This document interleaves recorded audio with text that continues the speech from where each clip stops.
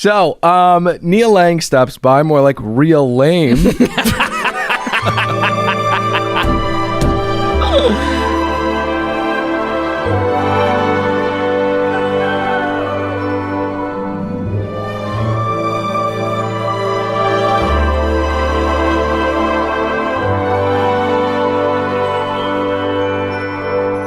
Hi, hello, and welcome to another brand spanking new episode of another Bachelor podcast. My name's Dylan. I'm saddled up next to my buddy, real Nicholas Davis. What's going on, everybody? The producer of the podcast, Patrick, is still not with us. I was about to say no longer with us. He's alive, as is his baby. Quick update on little Elliot. So anyways, Pat's doing well, as is the baby. We hope you guys are too. We have got the second part of the 4-hour extravaganza that is Pete Weber's season of The Bachelor. Now, oh gosh, I was just about to get ahead of myself, but also we're on video, so if you saw Nick fixing his hair and looking into his monitor, I mean, you're watching, that wasn't a good, but that would mean that you're watching it on Patreon, and go to Patreon if you want to see us on video. It's great stuff. So we have a huge episode to get to. This is the culmination of Peter's journey, his gauntlet, his quest for love. Let's get into general thoughts. Nick, take it away. I think it's never been more apparent, or there's never been like a final three that is just this triangle of hate. Okay. Sometimes you'll hear it called love triangle. I've taken umbrage with the term before. It's Okay. a fight I'm not willing to fight at the moment. Okay. But this is a hate triangle. Hannah hates Peter and Madison. Madison hates Peter and Hannah. Peter hates Madison and Hannah, and his mother probably. Yeah, I was going to say, where does Barb factor into She is a bastion of hate. But man, this type of strife, when it's supposed to be, everything's supposed to have a nice bow on it at the end, Sure. and is usually really boring, made for okay television for a finale. I'm going to give it 77 knots. And how many knots would you give? And I know this is kind of a curveball, so I apologize if you're not prepared for this. All season? No. Oh, I thought I nailed it. Barb's turtleneck. Oh, that was my second guess. 2 knots. I hate that woman. Okay. So, yeah, I mean, we've got another live stew, which is always very concerning to me. Tonight's going to be very Chiron heavy and very Barb heavy, which will amount to us kind of limping over the finish line. It is the same every year. You're right that it's more dramatic. Usually it's just kind of a wounded, bleeding leg and a checkered flag. But I'm going to give it 60 knots. Thought Monday was better. I will say Bachelor is just on a roll with the spin-offs at the moment. We have, evidently we're getting our elderly one. Yeah, that's Claire is the Bachelorette. That's the one. Oh, yeah. No, that's not what I'm talking to. Good joke, Dylan. She is too old to be our Bachelorette. But Claire is pathetic. We've got that one. We've got the music one. Sure.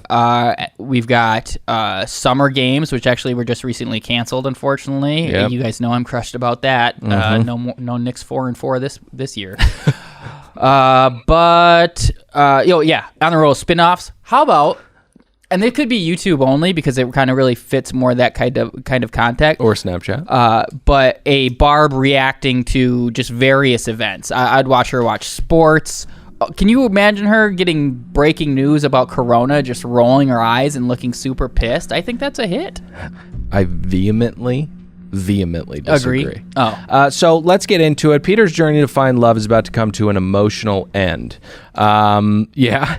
Can we start guessing what we think, how many knots we think Pat would have given the episode when he's not here? I would love to do that. I think that it does take us a gargantuan amount of time to get into the show, but if we can promise one another that after this fun little thing, we can just chat about it, I'm super game. Okay.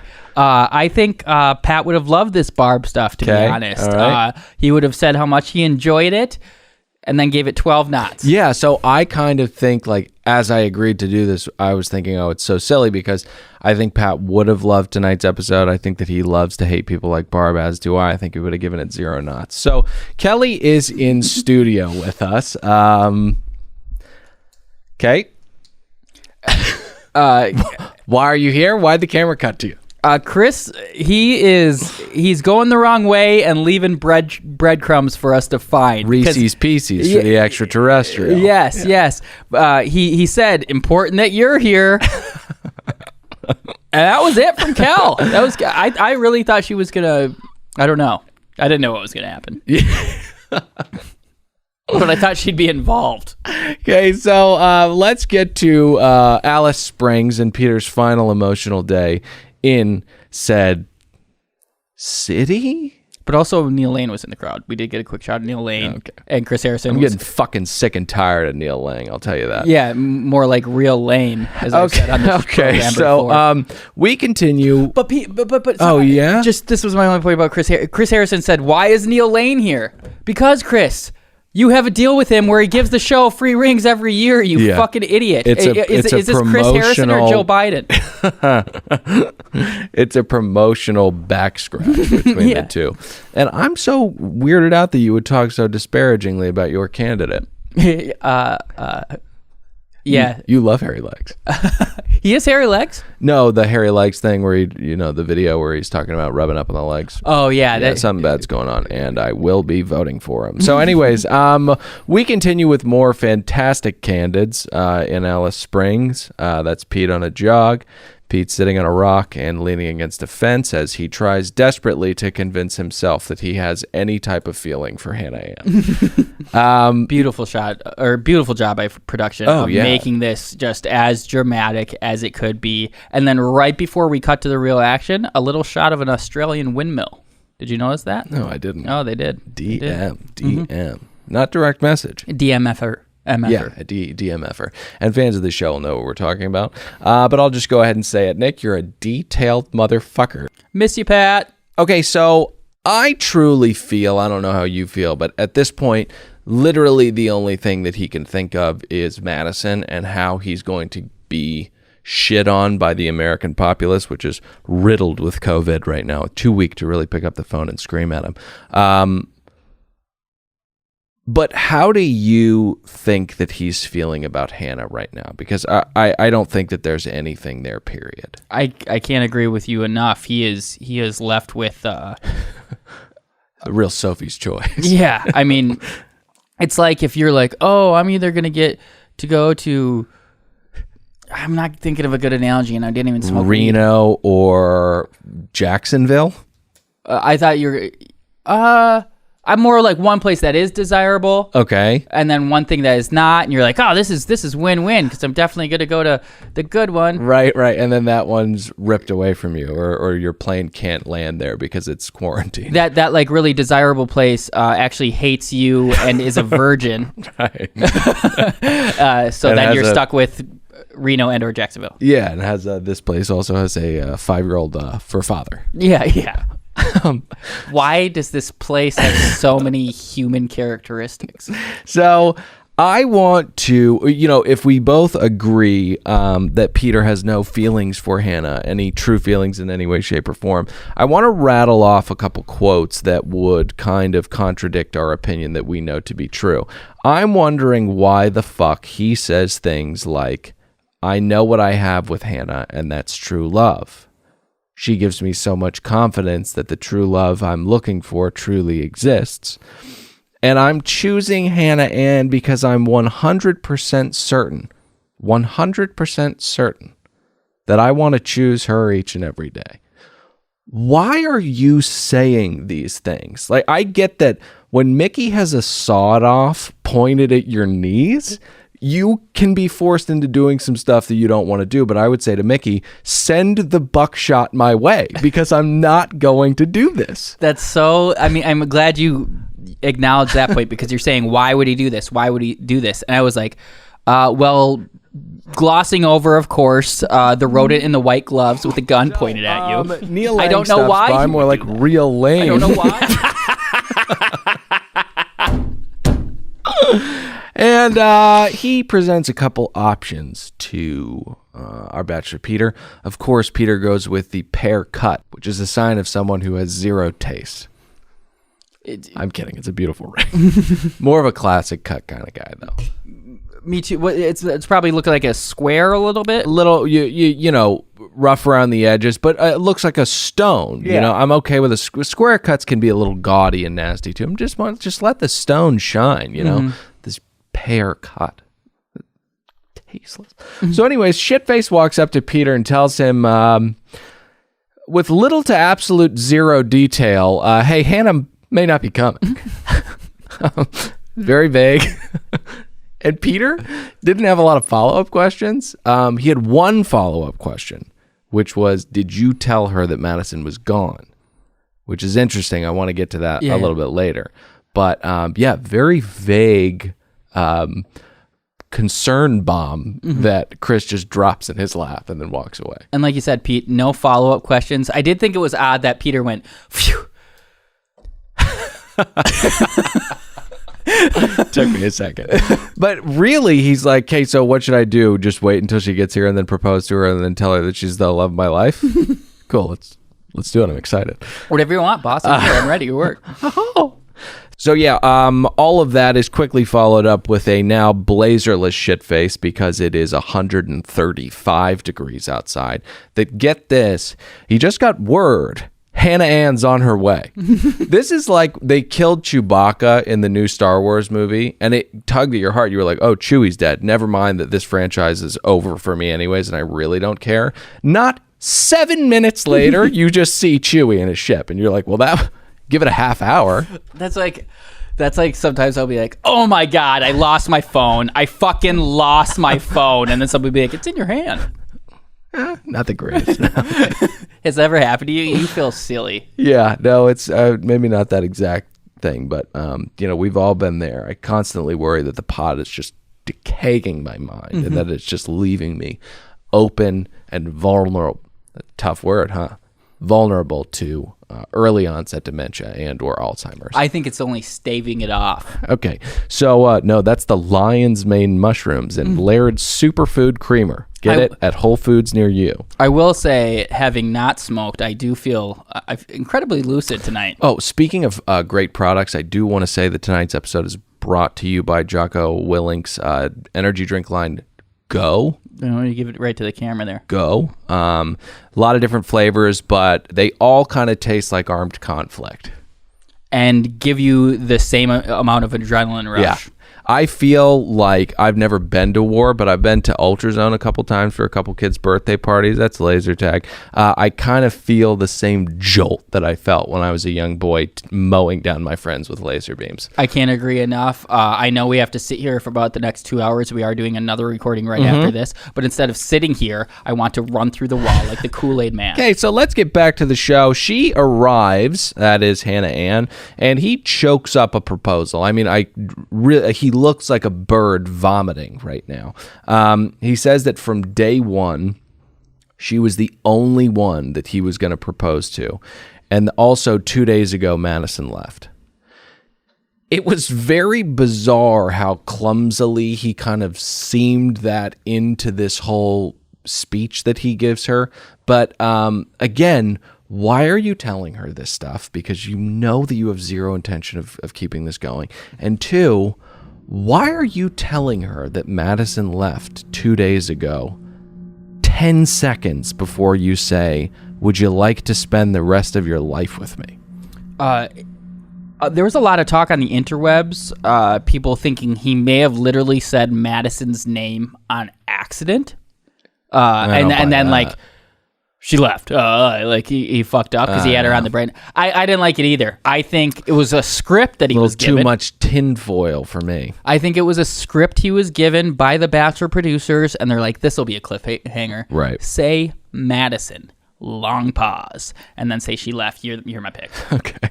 Hannah Ann, yes. Earlier, yeah, Chris FaceTimed Hannah Ann's dad, and I just wanted to mention this. Peter did. Yeah, or Peter. Right. Who did I say? Harrison? Yeah, Harrison. That would be weird. Hey, Dad, I fucked your daughter. What? I know. Why do you think Chris has been doing this for this many years? Yeah, exactly. At least the ones that go out in like the 4th and 5th episode. He takes a couple of them down. And Lauren Zima or whatever, she's welcome for a third in the bedroom. Sorry? He's dating Lauren Zima. Got it. She was on the show, right? Before my time. Yeah, she made that alcohol. Yeah, exactly. Yeah. Mike's Hard Lemonade. No. Oh. No, it's Orchard Hard Cider. Yeah. Yeah. $2 Chuck. Kyle's Killer Lemonade. Charles Shaw. Charles Schwab. Do this all day, buddy. That's not. That's not.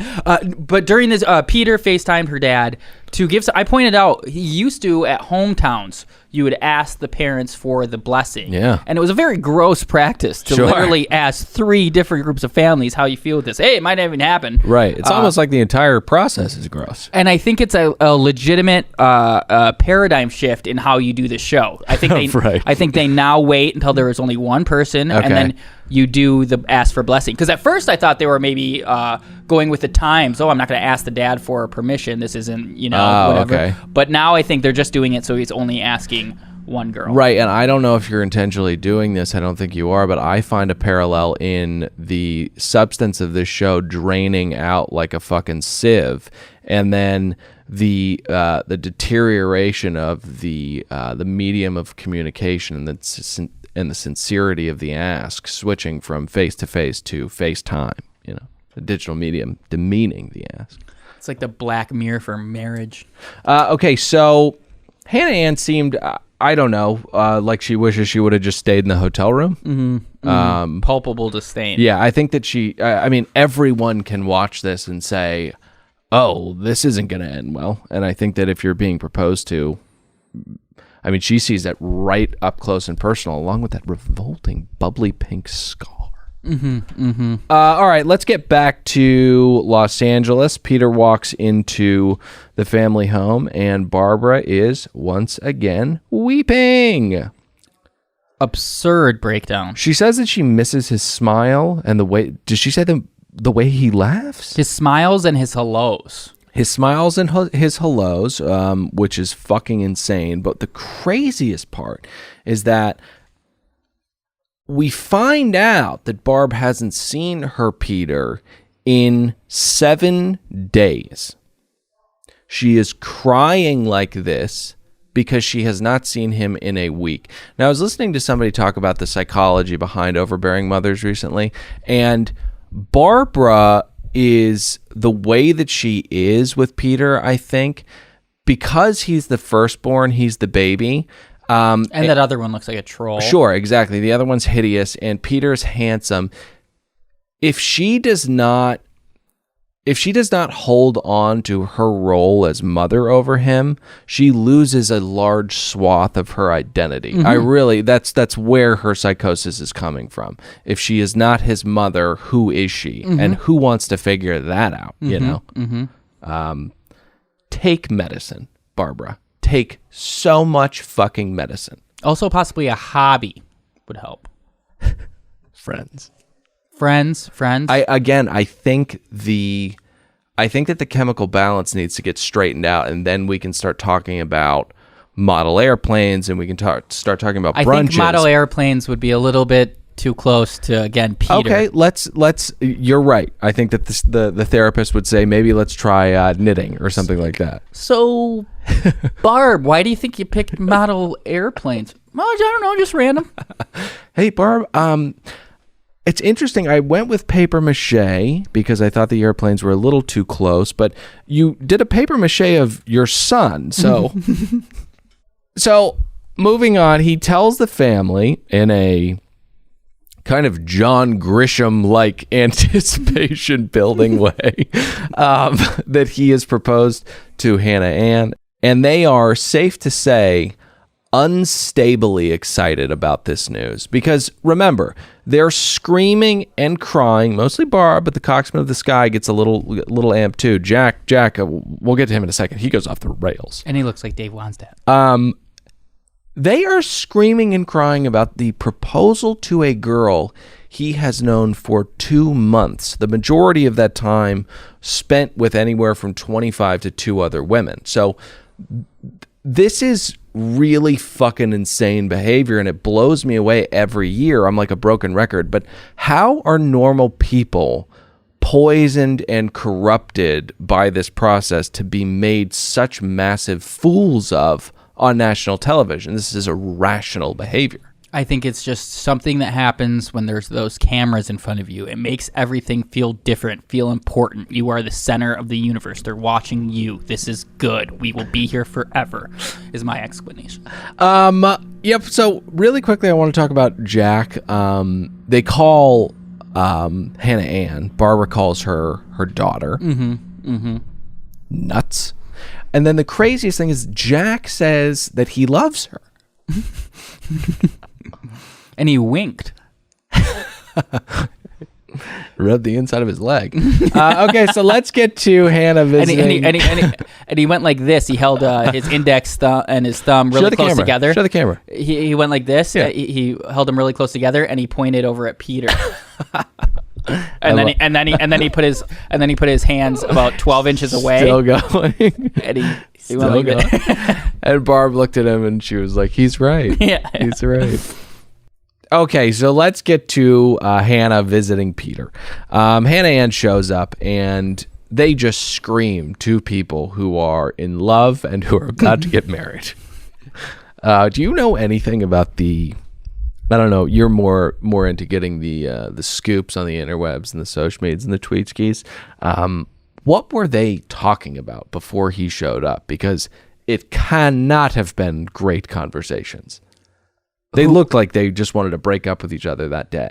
I think possibly that the conversation they said they had talked on phones, blah, blah, blah. I think it was all leaning towards, Right. It was a lot of I don't knows at this point. Sure. Because they can't give an explicit answer, but they are like, oh, we are going to meet.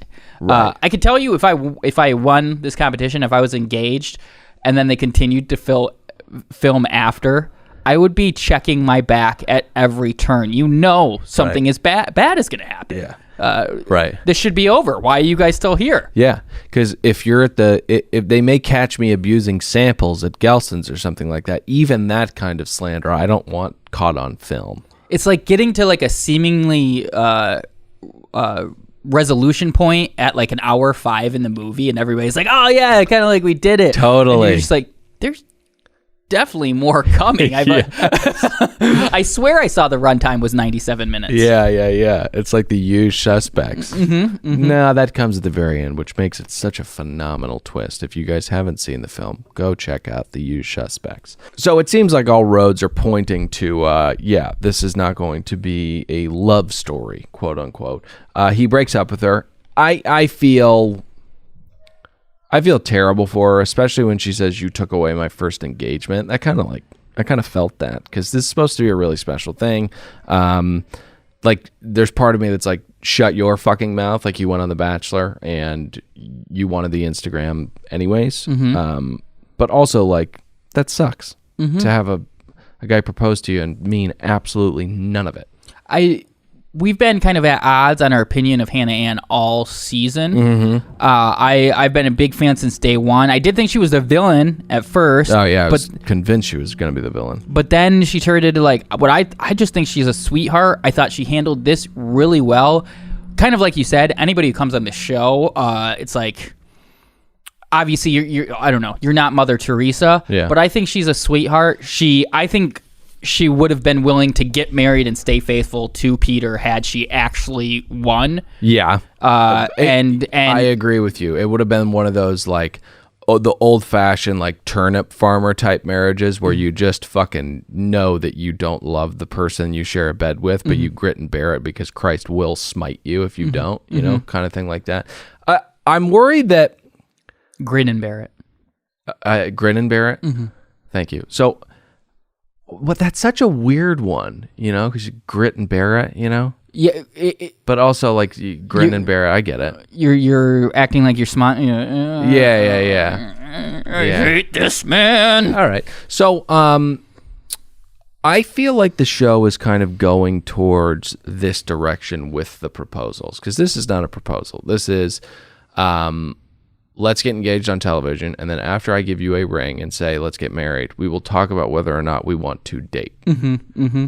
Like, that's what it is now. It's not even, like, we've just had so many of these lately. Colton and Cassie, weirdly, they're not they're not getting married anytime soon. I think they'll likely break up because of his closet homosexuality. But this is, again, like there's just no marriages coming from this show anymore. The institution itself is being kind of eroded in these modern times, and this show is not going to help it. Pretty retain soon. it. Pretty soon they're just going to start whipping out contracts, and they're like, this here clause, section C, this gives me the option to exercise marriage if we do in fact come to that. If marriage says happens, you must relinquish your Instagram to me. It will become Peter Weber fans, and those are my followers. I'm sorry. Everything you got from here on, you could keep. I don't know. Yeah, we'll work it out. Or it'll morph into like a game show type of stage where you meet in the end, and there's like this very ceremonial like swipe left at the end, where it's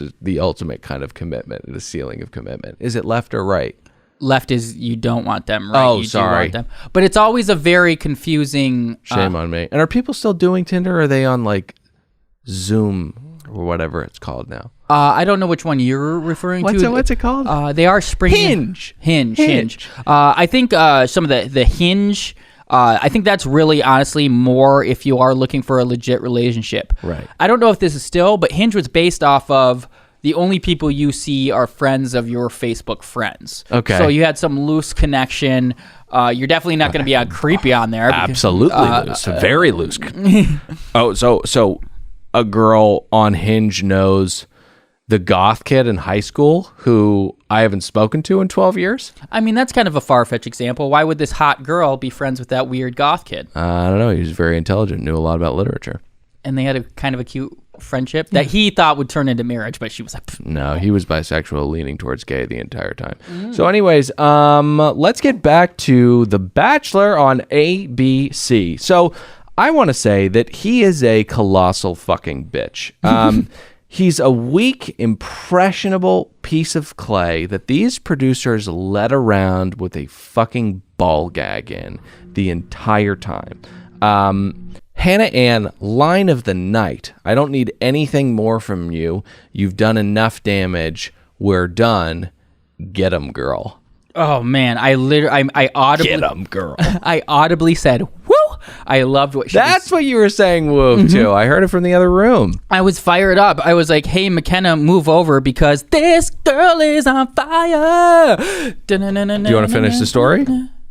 Well, you came out of the office after you sang "This Girl's on Fire" and there's a FedEx guy? Well, this was a different day. Oh, got it. I was just singing it by myself. A stranger did see you singing that to yourself, though. Yes. Okay. As I turned the corner and I was like, "I'm fire," and hey, FedEx. It's a weird office building. The people that walk into this office building and the studio, they're taking too many liberties. I Postmated a coffee the other day. Didn't say which suite it was, and the guy just walked in here. I was like, "What's going on? How did you know?" I went to the bathroom for a little bit the other day. Yeah. And I came back in. There was a UPS driver sitting at my desk jerking off to some very specific porn. What was the porn? It was one midget and one very, very obese person. Okay.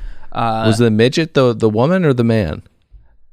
They were both women. Okay. So, she gives him the... Oh, excuse me. The point is, these people in this building are too emboldened. I need to start locking the door. So Hannah Ann, after the line, they kind of see Peter's mom in the live stew watching this, and the guys in the van scramble to pipe in the audio of this Tootsie Pop owl clapping. They don't do it very well. Like they pipe in like the very end of her clapping for some fucking reason, and then they turn it down immediately. What an odd thing. I mean, they can't do live productions ever. They did. I mean, that was kind of no one expected that. I don't blame that on production. It's live. It's part of the strategy. They do it all the time. But no one knew Barb was going to clap at this moment. No, I know. They think that they're good enough to incorporate these on-the-fly things, whether they're planned segments, like walking a horse out and getting a girl in a dress that is 3 inches past her vagina to hop. These things they do they can't do. I've always loved your anger at this part of it, and I do think oftentimes the live studio is only used for filler to extend it 2 nights when it could only be 1. But I think they do an okay job. Shut up! You're so wrong. These are horrible. But my point, Ashley I coming out, they're not talented. Go ahead. My point was going to be that. I mean, we all know Barb's already a psychopath, but like for her to blatantly just like take sides with the woman who's telling her son off is wild. It's not your place, and also their children. What are you doing? What was she like on the sidelines at fucking AYSO games? She's probably running out to fucking midfield throwing clotheslines on 9-year-old boys. Fuck. Another Barb spinoff I'd watch. Barb abuses boys. Bars teaches boys a lesson who can't play soccer. All right. So workshop title. She gives him the talk to the hand in the car, which was great. But I can't help but feel like he's thinking, joke's on you. All I wanted to do was spill my seed on your stomach, and I did that. Goodies. Did you feel his pain? I didn't know. Everybody got what they wanted here. They all hate each other again. Just triangle of hate. Yeah, triangle of hate. So Hannah Ann comes out to the live studio audience. Barb and her turtleneck are very excited to see her. Oh.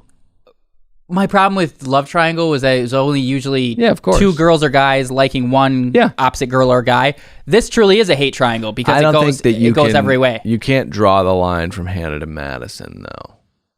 They don't like each other. You don't think so? I'm drawing that line. It's my triangle. Okay. It is your triangle, and I apologize.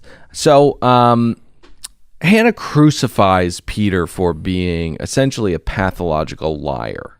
She completely nails him because this is what Peter does. He presents as this weak, emotionally confused, but emotionally convicted young boy who is going through a tough time, but all he needs is the person he loves with him. That's like the ball of bullshit that he unwinds.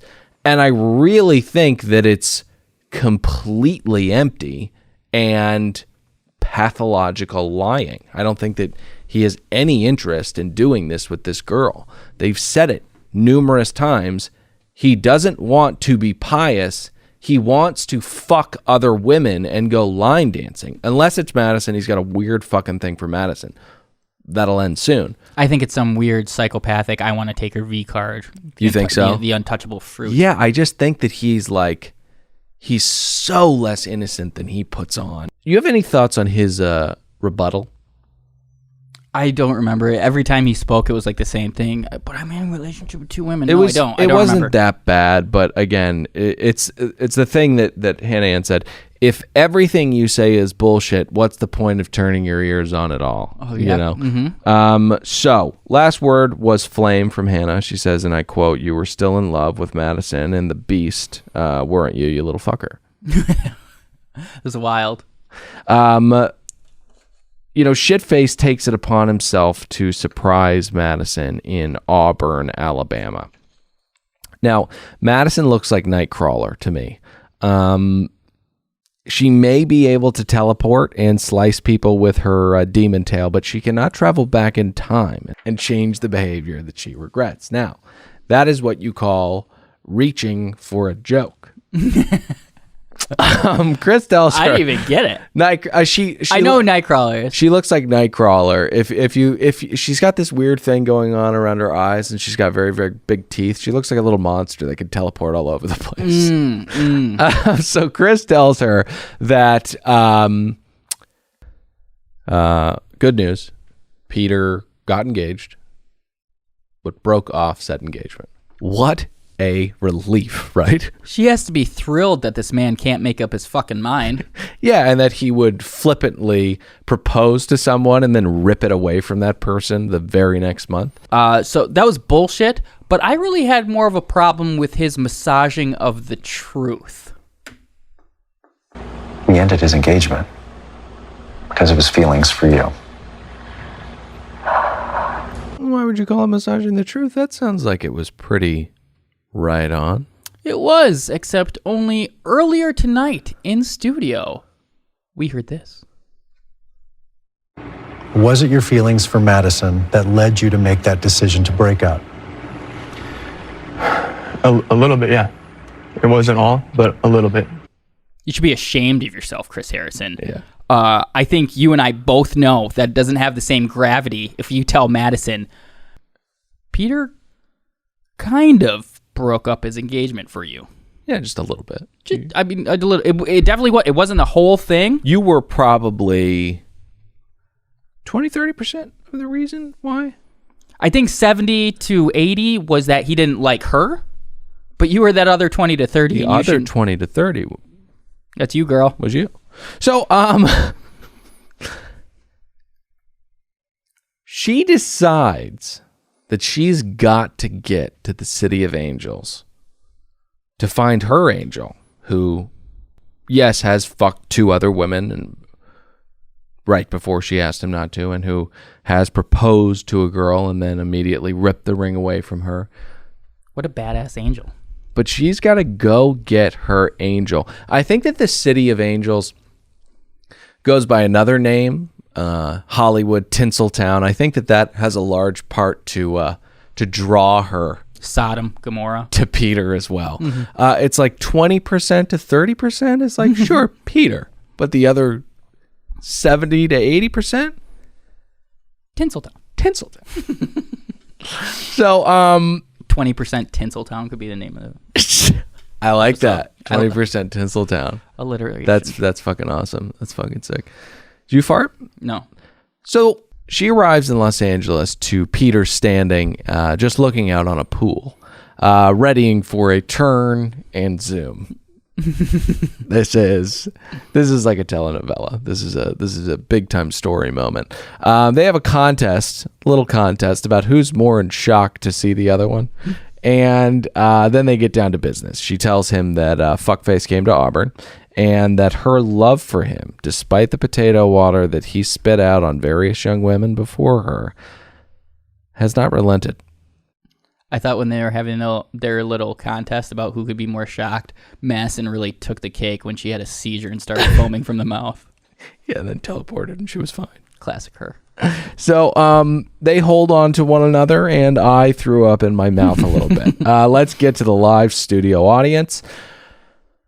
This whole thing, this entire journey with Madison, with Hannah, with all of the young women on this show, I mentioned it before, it's essentially the most inefficient, convoluted way to get a girlfriend that human beings have ever come up with.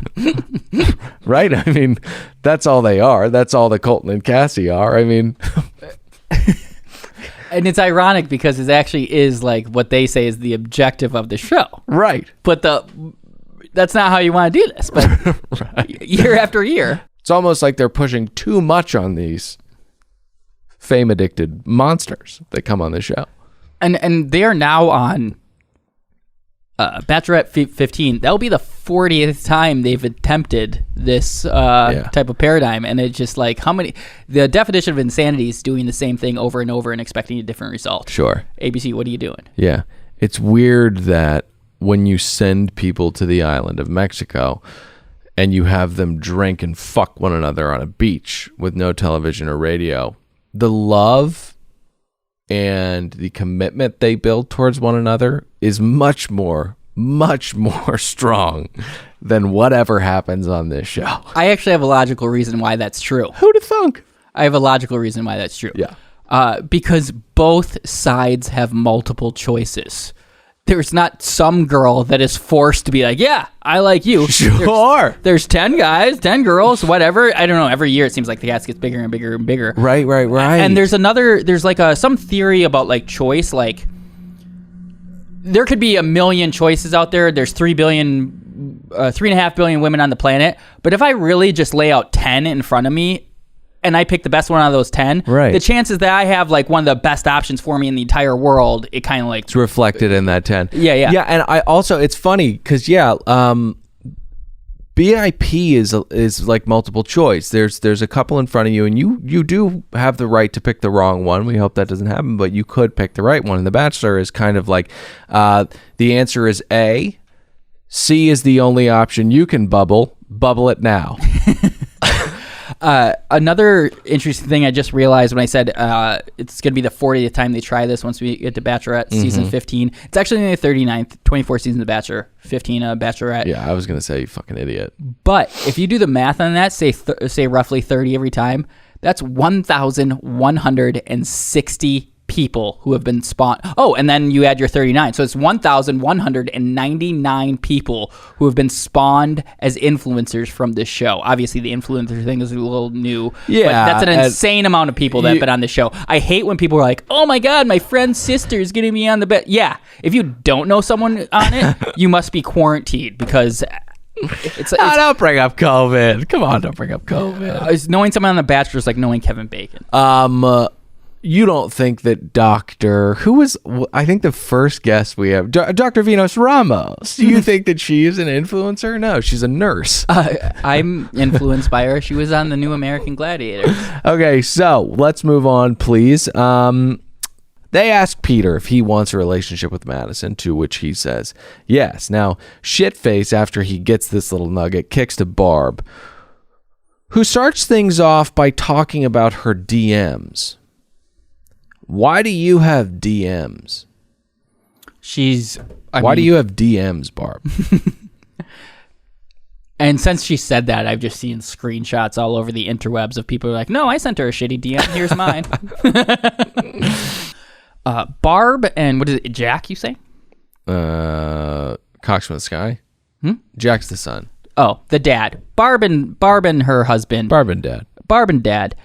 They remind me of parents who drop their young freshman son off at the University of Wisconsin campus for the first time. Yeah. They immediately fell in love with Madison. I am so angry.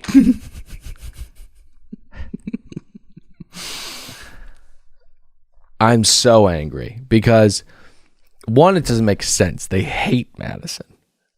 Oh. Damn. That, I would say, I don't know what your 2 is, but I'm going to say 1's a bigger flaw. We don't need to get to 2. Let's have the strength of 1 carry us forward. Errors and omissions. They say... They ask Barb how she feels about the whole thing, and she says that once again God is trying to show her son that Madison is a demon, and that she's disappointed that he can't see Beelzebub when Beelzebub's sitting between him and Chris Harrison.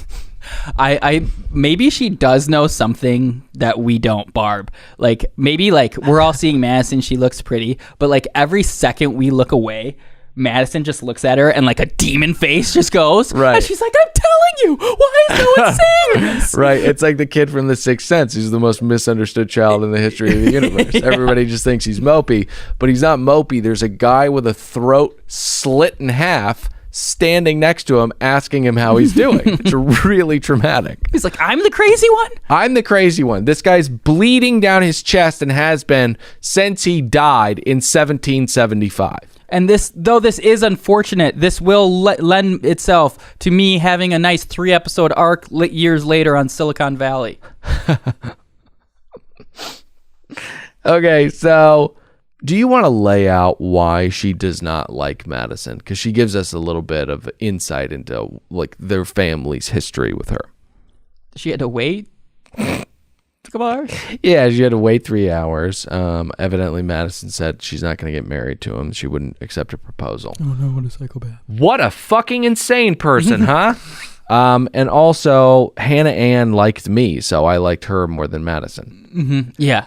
Hey, it's not about your connection. It's not about your connection. And also, you're instilling this fucking principle, which is such a weird one to me. He says to Hannah Ann when he proposes to her, and she says yes, that he always wanted to find someone who loved him the way that he loved her. This is a Barb thing. Barb instills this in him. It's you want to be with someone who's really obsessed with you and who really loves you. And that's true to a certain degree, but I'll say again, by her logic, McKenna would wipe the floor with both of these girls. So, Barb's weird infatuation with Hannah. Some people have found young photos. This isn't even a joke. I don't know. Okay. Hey, you smirked like I was going to say something absurd. Yeah, I thought you were going to say something really, really absurd. But no. Barb had. I guess this is getting my final point. Somewhat absurd. Great. Barb. There's been pictures of her when she was younger. Yeah. Spitting image of Hannah Ann. It is interesting to a scary level, side by side. It looks exactly like her. Wow. I think also why Barb said earlier in an episode, she's like, I feel like I've known Hannah my entire life. So you're saying that it's like that movie Looper? A little bit like Looper, I'm assuming, because you're good at analogies. I haven't seen Looper. Yeah, well, they essentially, a crime syndicate in the future sends Hannah Ann back in time to kill herself. That isn't exactly what I'm saying. I'm just saying the familiarity with how... you're saying that because Barb is such a narcissistic monster, she wants to fuck herself, which will mean ultimately she comes on to Hannah, and she wants that opportunity in her daughter. That is exactly what I'm saying. Thank you. It's the narcissism. It actually reminds me of a Lifetime original movie. Love those. That I watched with my grandma once, where Yasmin Bleeth is a disfigured young woman, but somehow comes across a I believe it's like a doctor, surgeon, I don't know, some rich guy who falls in love with her and pays for her to have reconstructive facial surgery. Got it. And she becomes she becomes what Yasmin Bleeth is, this most beautiful woman ever. Right. But then when she's sneaking around the mansion, Yasmin Bleeth enters this room and there's a giant painting on the wall. I just got chills of his ex-dead wife, and she now looks exactly like her. God. And that film is called A Face to Die For. That is so scary. It stuck with me for years. When she oh my God, that's like a Twilight Zone episode. When she first sees that painting, it gave me nightmares for years. Oh my God, that's so scary. Hit me up just to tell me you've seen A Face to Die For if you've seen it. It's so weird. There are those things that haunt you from your childhood, like what my uncle did to me. But also, there's a scene in Sleepy Hollow where I think it's the Headless Horseman's father, it's like a flashback, walks past his window and just looks in at him. Horrified me for a good half a decade. The kid did not know his father was there. His father hated him. And he looks down at his son, and the son doesn't know he's there. It's terrifying stuff. Just scared the bejesus out of me. The scary guy from Ghostbusters always really freaked me out as a child. Right. He was like that. Like he was in a painting. I don't like paintings. Yeah, you ever read Dorian Gray? Mm-mm. Okay, so Grey's Anatomy? Madison has a rebuttal to Pete's mom. It's rather milquetoast. Madison is, I think, a little thirstier than she lets on. She's thirsty for clout, but she really has been set free by the truth. I mean, she said the same thing over and over and over again. I think that Madison's kind of dominated this game in a quiet manner. The quietness with which she crushed the competition is starting to turn into cockiness a little bit, and I think that that's why people are kind of getting repulsed by her. But she's just been herself the entire time, essentially. Little wish-washy, but again, she's all about that clout, so I think she's throwing that in and allowing herself to be manipulated by the producers in that regard. If she didn't do this, you're so genuinely real comment that we talked about early in the season, I'd actually like her every step of the way pretty much. She seems pretty cool. Despite having that psycho father who's definitely, like, most of the time you have a father like that, you turn out a weirdo, a crazy skank. She seems to just be a really good head on her shoulders. Yeah. She's fine. And making a great play for the Bachelorette. I don't even blame her for it. Yeah, and really, really coordinated. I mean, did you see the dribbling? Oh, yeah. Did you see the dribbling? I love a nice dribbling drill. I think, though, she's probably making a play for Bachelorette, so she's not. I'm not going to tell Barb off right here. I'm going to keep it classy. Yeah. I wish she would have been like, you're a fucking psycho bitch. seriously, chill out with your son, all right? He's not going to fuck you no matter how much you cry. Exactly. And just let's take the spotlight off of this woman for forever, because Shitface asks her what she thinks about their relationship, to which Barbara says he has to fail in order to succeed. Hey, cunt. What the fuck is your problem? That was the craziest one of all. Like, when you're a parent, you can disagree, you can give your advice, usually not as much as hard as she did, but you can kind of lend your, I don't know if she's right for you. But once he is accepted and there is going to be a marriage, then you have to grin and bear it. Again, I'll say, you're an adult. These are the kids. Like, what are you doing? How are you behaving this way? It's like, let's do Pascal's wager. They break up, you're fine. What if they fall in love?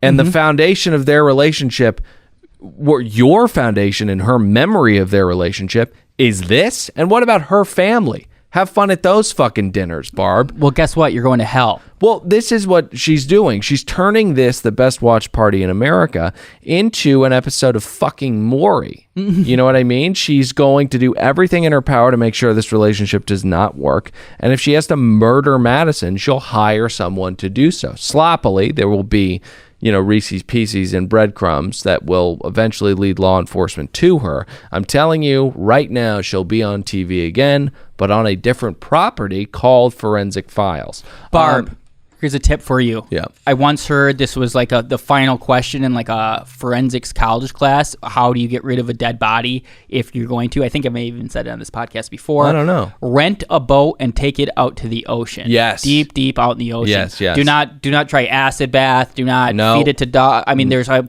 myriad of ways. If you're going to use, and all you need to say is myriad ways, but if you're going to use animals to chew up a body, do not use dogs. They get too full too quickly. You use pigs. That's what fucking the Jinx used, and that's what the guy in Snatch used. And if you do ever have access to like a big group of pigs, try chasing them and go, boy, boy, boy, boy, boy, boy. All right. You will herd them. It's crazy. That is the end of our journey with Pete Weber. I'm sure that we're going to be doing some PMZs, so we'll find out a lot about his future addiction and maybe abuse towards others at a later date that Patrick will bring up. But for now, that's kind of the bow on this season of The Bachelor. It's bittersweet because although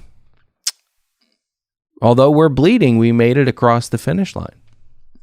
It's even more bittersweet because for the second show finale in a row, we do not have Pat here. That's fine. There are peaks and troughs to life. And while these two podcasts may have been worse off because we don't have our pal Pat here, Elliot Hickey is a Pisces, and she is coming into this world. So when you hear Pat next, he will be a full-blown father. He'll find that he'll not have needed the Botox for all the pictures that they're going to be taking.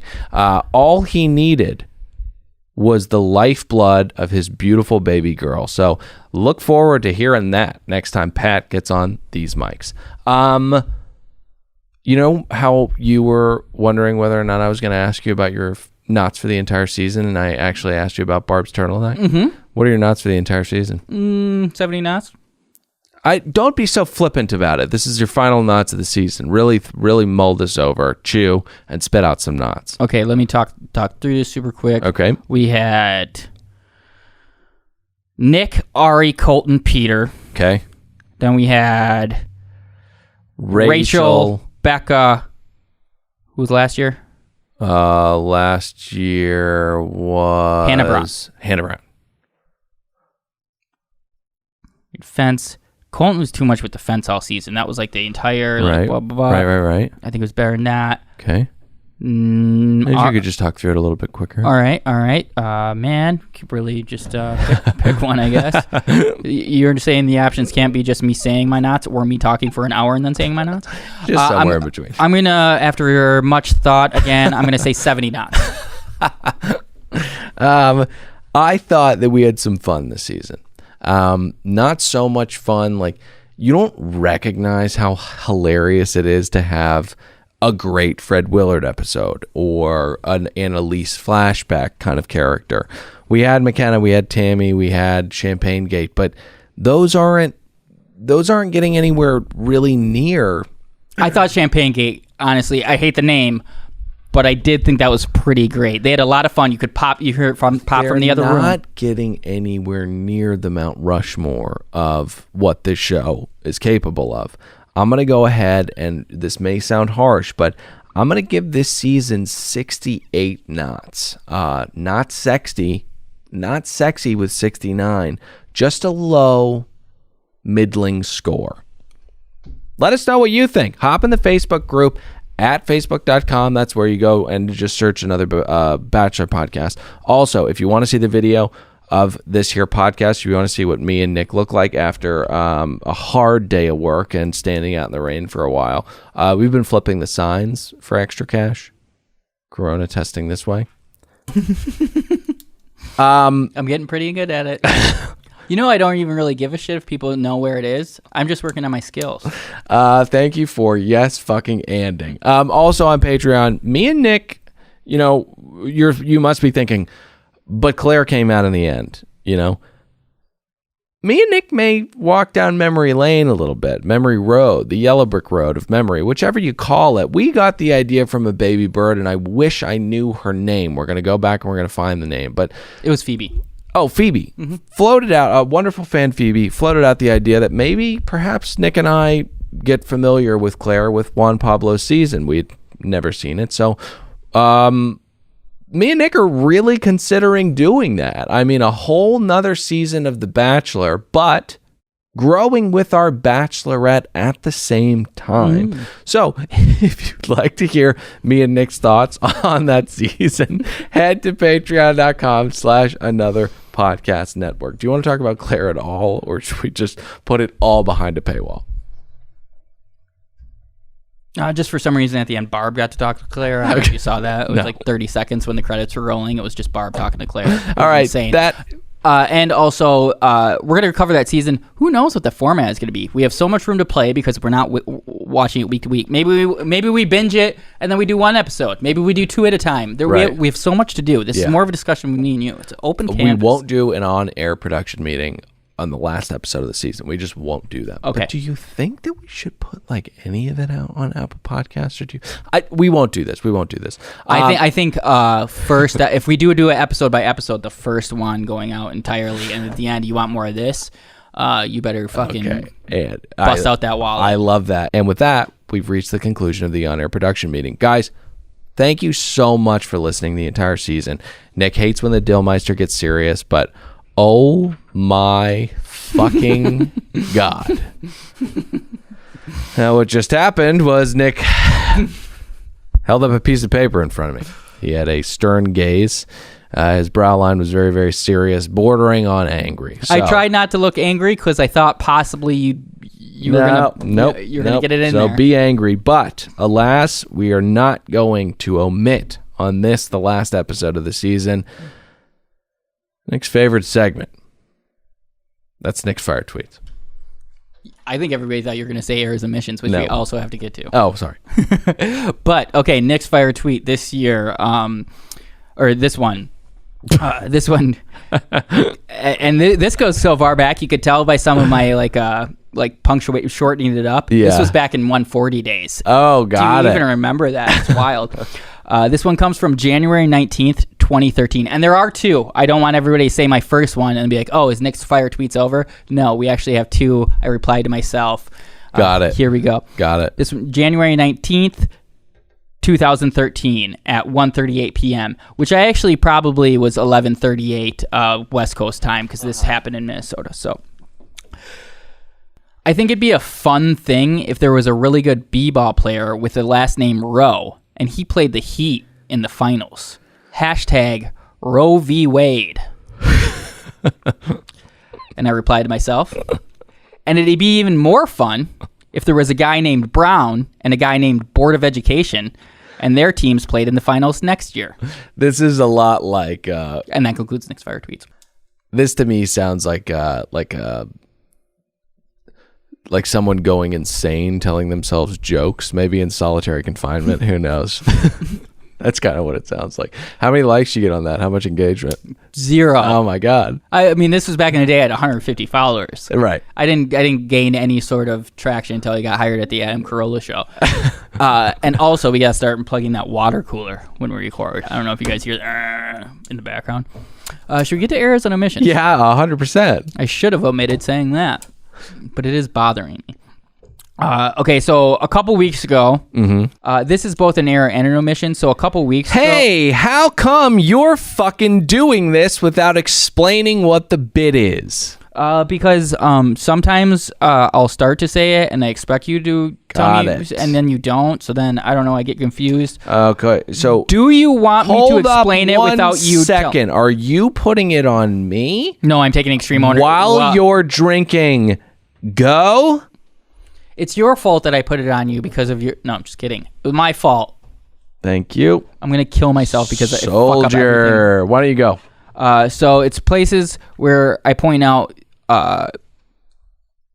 it's where I point out places where we erred and things we omitted. Got it. This one... So a couple weeks ago, Pat said... ooh, boy, she is trouble. That many? He said a lot. I think he only said 4. Okay. But 4 is, I mean... Right. a consecutive string. That's a lot. Sure, yeah. And I said, okay, Ray LaMontagne. Oh, my God. I've been champing at the bit because you haven't corrected this one in like 2 weeks. It's been a couple, maybe even possibly 3. Wow. But I thought last week you said we were perfect. I lied. Which I don't consider an error and an omission. I knew what I was doing. Okay. But yeah, so I still don't know how to pronounce it, but that is not his name. It's LaMontagne? LaMontagne. Can I ask why venturing into this segment the way that you do so heroically, would you waltz onto this battlefield of omissions, errors, and corrections without your sword of information ready to make the correction, the said correction? It's hard to find how to say, like, It's not. You go to a YouTube video, you go to the Dick Cavett show, you have Dick Cavett going, now, Ray LaMontagne. Has he been on that show? He sounds like somebody who would go on camera. Well, hey, something to look forward next season of The Bachelorette with Claire Crawley. Okay. I thought it was Claire Clawley, and I was going to start calling it White Claw. By any chance, another error and or omission? Yeah, so that, again, said his name wrong, don't know how to say it. Loved that joke, though. Super proud of myself. Okay. Then, next week, at one point, we were talking about when Hannah finally said, I love you to Peter as they were, like, leaving in the van. He's like, say it again. And Pat, again, he goes, I love you, I love you, I love you, I love you, I love you. And I missed my window, and then I forgot about it for weeks, but I really wish I would have said, I omitted saying, okay, Nelly Furtado. Okay, so... And that concludes this week's errors and omissions. And that concludes our season of another Bachelor podcast. You know, I'll say it again, Nick does not like when the Dillmeister gets serious, but we just wanted to say thank you from the bottom of our hearts, all of you for listening each and every week. Again, we don't know why you're doing it. I do. But getting 1,000 reviews, having more and more baby birdies, we're just getting accosted by sponsors who want to just sell their product on our show. We're growing at a rate that we may not be able to handle, and it's all because of you guys.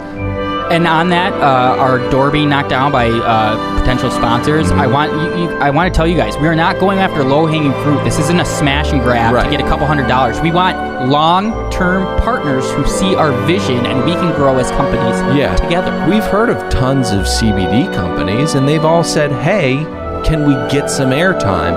And to each and every one of them, we say, have you heard of Amex? And...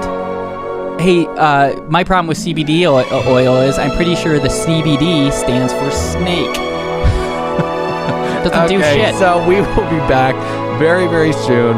Not sure when, but with some content to feed you baby birds. And again, thank you for listening to the entire gauntlet. Pete Weber and his quest for love. I'm Dylan, saying goodbye. Nick, say goodbye. Goodbye.